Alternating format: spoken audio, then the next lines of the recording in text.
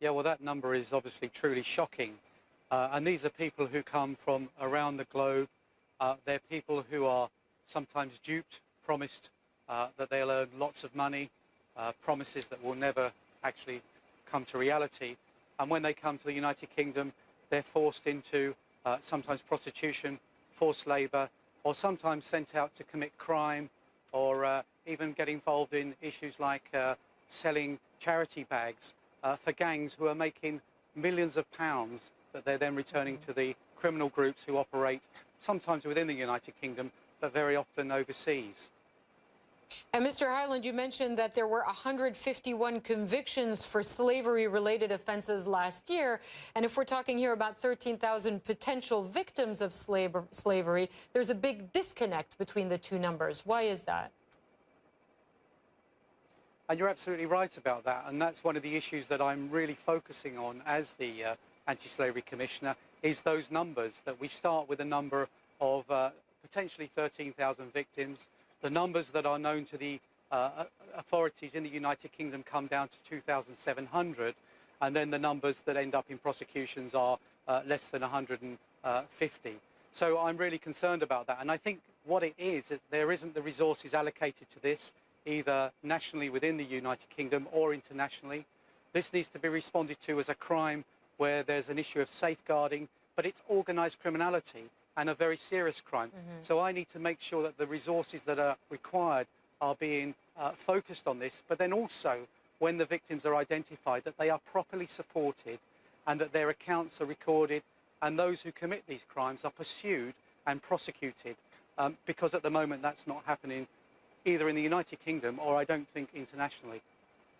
And why not? Is there, I mean, are authorities, police authorities, and I know you were in law enforcement previously before becoming the Independent Anti-Slavery Commissioner for the United Kingdom, is it that, or is it fear on the part of those who are the victims of human trafficking, who don't speak out, who don't seek help from police or authorities or the government? What is it exactly here getting in the way of trying to make a real difference?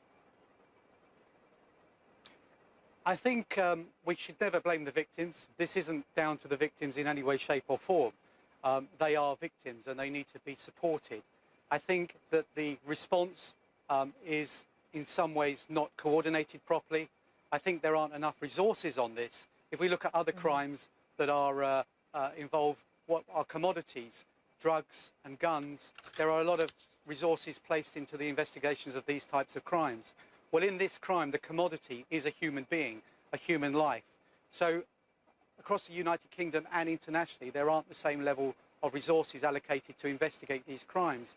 But also there is a process of understanding.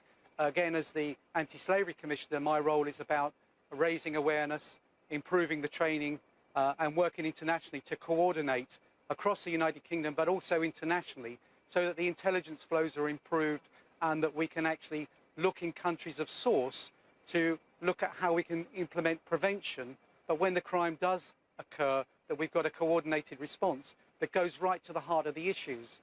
Some of the areas I'm working in are like in Africa.